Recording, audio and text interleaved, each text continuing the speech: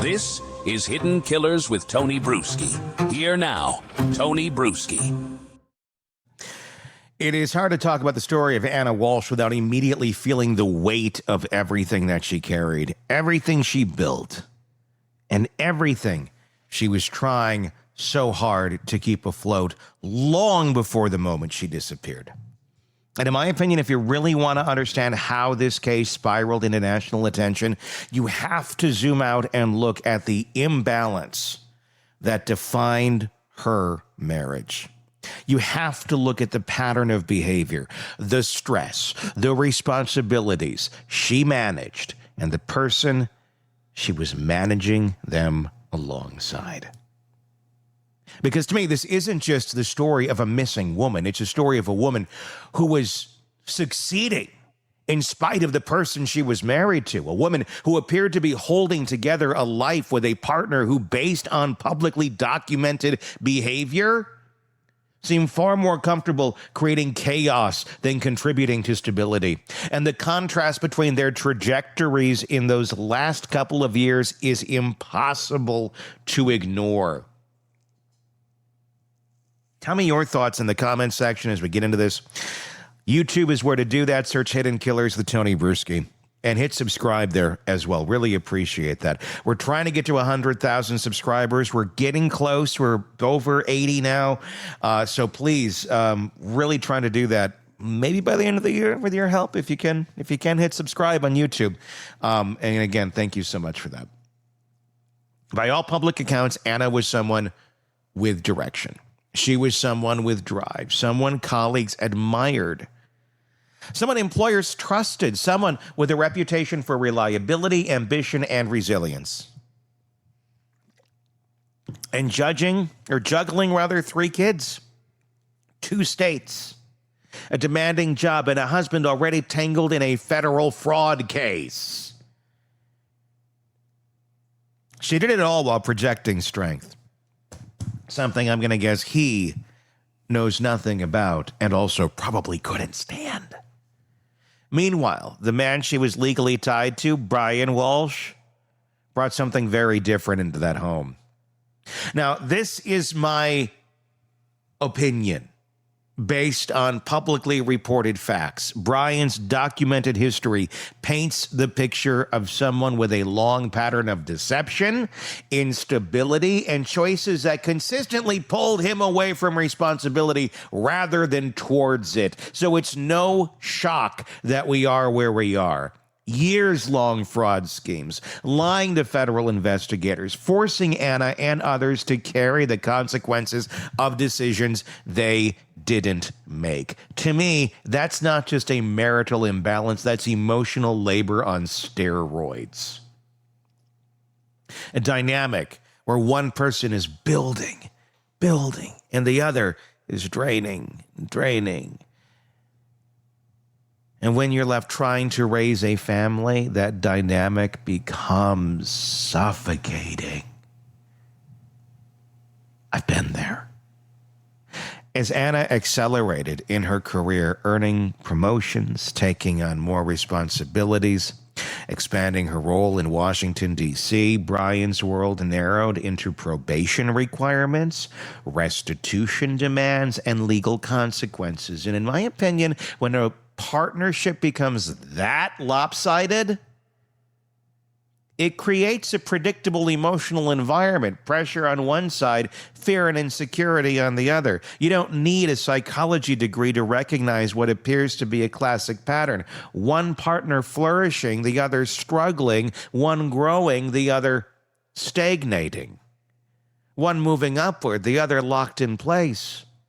And when someone already has a history of deceit and manipulation, that kind of imbalance can trigger exactly the kind of fragile, defensive, spiraling behavior prosecutors have described in this case. So when New Year's Eve 2022 came around, the last time Ana was seen alive, she reportedly didn't seem fully herself. Friends have said she appeared distracted, stressed, and when someone's life is as overloaded as hers was, those signs matter. Then she went home, A home that by January 1st, prosecutors allege became the scene of something violent and irreversible.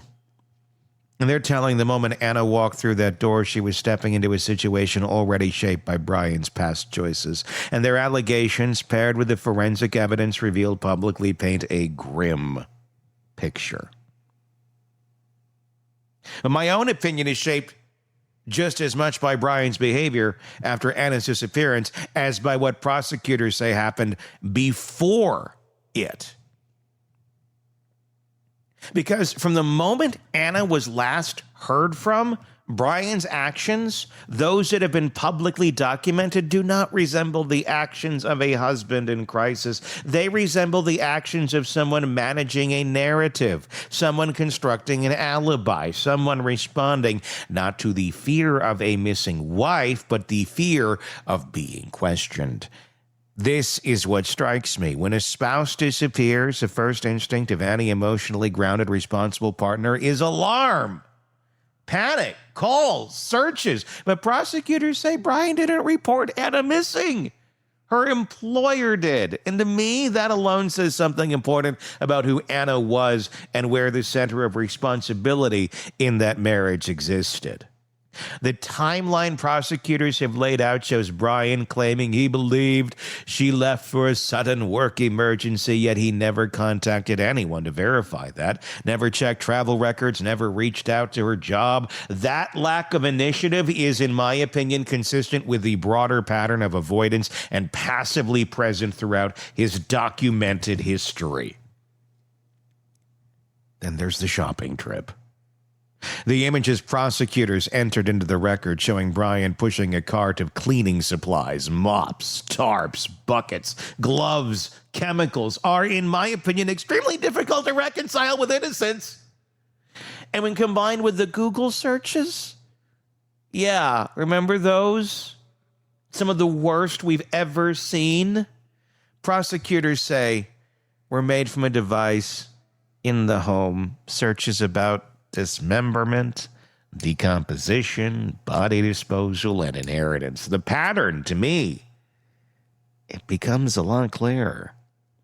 Now, let me be explicit for legal clarity. These searches are allegations presented by prosecutors, not proven facts in court. But we're talking about here, my opinion here, is that if those searches were indeed made by Brian, they would paint the picture of someone who was not confused or concerned about a missing wife, but someone urgently trying to solve a problem that he kind of created. This is a part of the timeline that,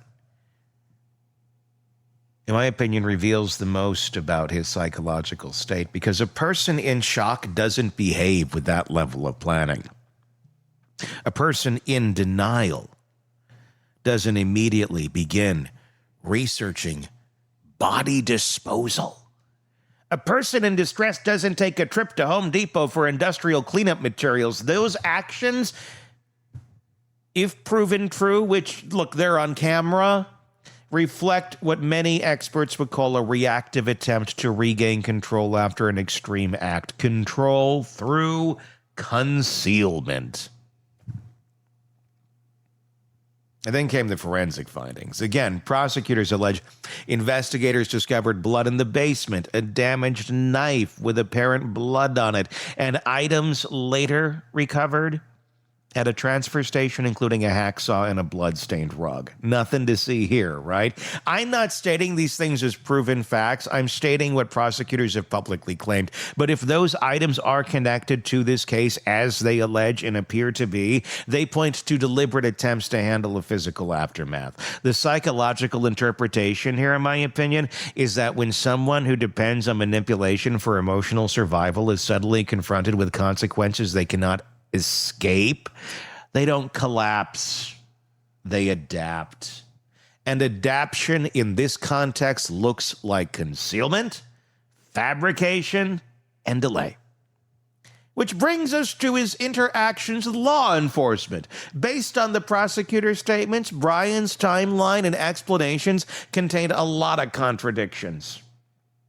Video evidence reportedly disproved some of his claims. This again reflects a pattern documented through his past legal issues, a reliance on improvisational deception, an assumption that he could talk his way through everything. Because he's likely done it in the past. That confidence or arrogance, depending on your interpretation, is, in my view, part of the psychological profile that makes this timeline feel so chilling. Because if you've spent years believing you can manipulate systems, people, and reality itself, and maybe he has, you eventually believe you're immune to consequences. And then came the competency claim. This year, in 2025, weeks before the trial, Brian's legal team requested an evaluation, claiming he might not be mentally fit to participate in his defense. Prosecutors countered that his documented behavior showed no signs of impairment. After a full evaluation, the judge agreed he's competent. It was an act. The competency motion, regardless of intent, resembled another delay tactic, another attempt to create confusion, another attempt to buy time, another instance of a man with a long history of postponing consequences, doing everything possible to shift the narrative again. But that tactic didn't land. He was found competent. The trial is moving forward. And now, looking at the full timeline, from the years of financial instability to the emotional imbalance to Anna's rising career to the alleged violence to the alleged cleanup to the alleged lies to the attempted delays, I think the coherent picture emerges. Not a proven fact pattern, but a behavioral one. One that we see here is a portrait of a relationship where one partner was consistently the adult and the other was consistently the liability. One was building a future. The other was trying to outrun a past. One was rising. The other was drowning. And when someone who depends on control feels that control slipping, especially when they already have a documented pattern of dishonesty and manipulation, the resulting behavior can turn volatile. Prosecutors allege that's what happened here. And based on the evidence they've described publicly, the timeline they've constructed, and the behavior they've documented, I can understand why they believe that. When Anna disappeared, the world immediately felt the weight of her absence. Colleagues knew something was wrong. Friends were concerned. Her employer reported her missing. Her digital life went silent. And meanwhile, her husband, according to prosecutors, was making purchases, researching disturbing topics, and giving investigators explanations that didn't align with objective evidence. As painful as it is to say, the behavior that prosecutors attribute to Brian after Anna vanished is not the behavior of a man overwhelmed by worry. It's the behavior, in my interpretation and most, of someone overwhelmed by consequences. And now the system is doing what Anna no longer can, holding him accountable. The trial will bring every allegation into the open, every timeline, every forensic detail, every inconsistency, every purchase, every device log, every witness account. It will all be examined under the harshest light imaginable. But no matter what the verdict ends up being, I believe the timeline itself tells a story. A story of a woman who deserved far better than the instability surrounding her. A story of a life with momentum, derailed by someone who appeared, based on the publicly documented behavior, to resent being eclipsed by her success. A story of a relationship that, in my opinion, was lopsided long before it turned tragic. Anna carried everything. She built everything. She held everything together. The tragedy of this case is that the person she supported the most may have been the one who fractured it all, as it is in so many cases and in so many relationships.